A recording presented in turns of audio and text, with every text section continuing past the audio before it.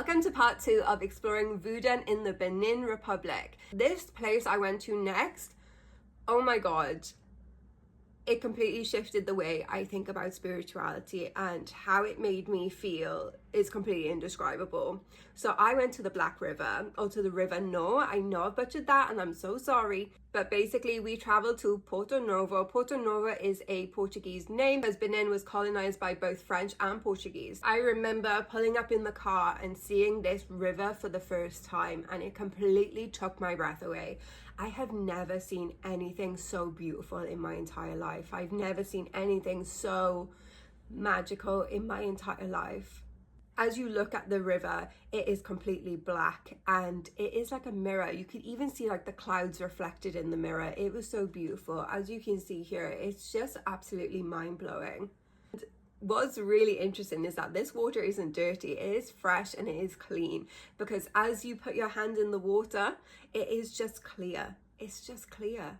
And I couldn't believe it, but basically the river is black because of the sand underneath and the vegetation. Of a tradition in this area to worship the river because it's believed that the ancestors live under the water. So as somebody who's really sensitive to energy, I sat down and they give us some time to meditate, and all I could feel was like anger and sadness and just heaviness. So this is where you'll get the Vodun priests come along, and there were multiple sacred sites along the river where you can worship or have purification ceremonies, or you can bring your baby to be baptized. Like, it's not all doom and gloom, but it's very much living with the river and respecting it, like almost like a family member.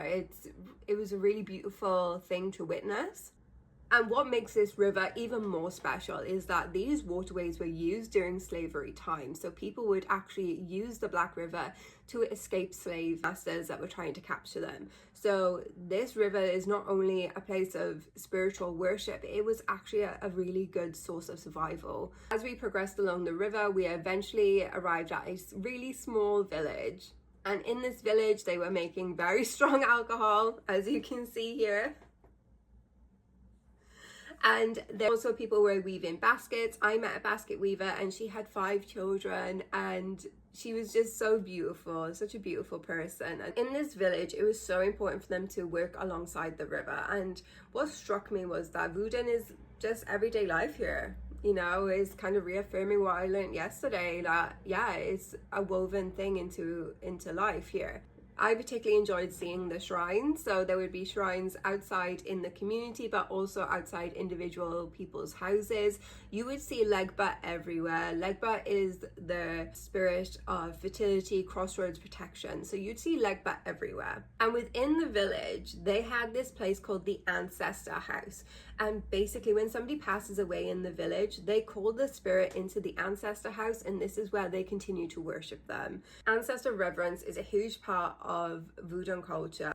And standing there, it just really hit me how connected spirituality, the land and community are. And the whole time I was in Benin, I could just feel this really collective community where people just wanted to look out for you and take care of you. Obviously that's not everybody, but it was very much this community feel of everybody looking out for one another, especially when you went to these smaller villages. When I was coming back on the river, again we saw more sacred sites, and I just couldn't believe it. Like, I actually cried when we left because it was just the most magical experience I'd ever have. And then the next day I went to Ouidah, which I went to one of the most famous temples in relation to Vodun. So make sure you come back for part 3 to find out what happened on this day, because this day was the craziest day I've ever had in my life. So yeah, come back for part 3.